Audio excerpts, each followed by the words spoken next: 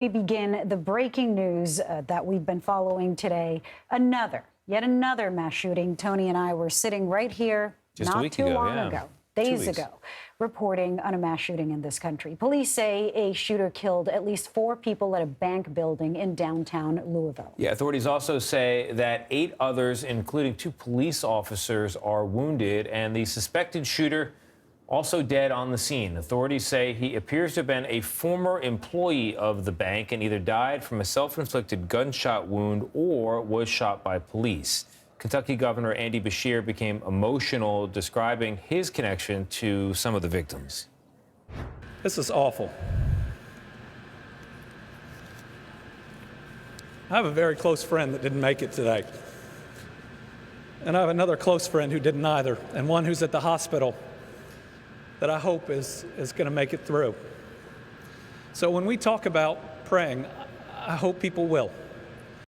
Joining us right now on the phone is Grace Pognaski. She witnessed the shooting. Also joining us is Kathy Guider. She's a retired FBI special agent and also the vice president of operations for Veracity IIR, a global intelligence investigation and research firm. I want to start with Grace because, Grace, I understand that you live just across the street from the shooting. Tell us what you heard and did you see anything? Yes. We were up this morning and we heard a noise, didn't know what it was. It sounded like metal hitting the pavement.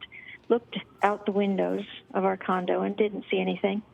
Turned away and then heard the same noise several times, and we realized it was shooting. Looked back out, and directly across the street from us, we're on the 5th floor, this was on the ground level, was a police officer with a rifle shooting what appeared to be directly into or at the front door of a bank, which is across the street from us.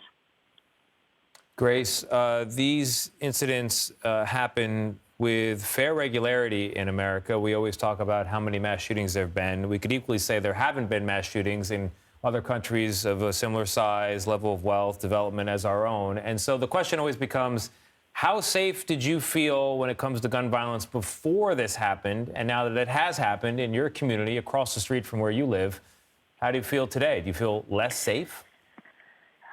Yes, this is a neighborhood that's relatively quiet. It's condos. There's a ballpark across the street from us.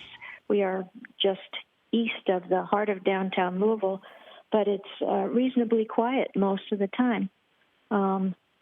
We see shootings all over the country, and now it's right at our doorstep, and it's quite scary. I bet. I want to bring in Kathy Guider. Kathy, does the fact that the suspected shooter may have worked at the bank have any impact on the investigation? I mean, what does that look like different from other types of mass shootings that we've been covering?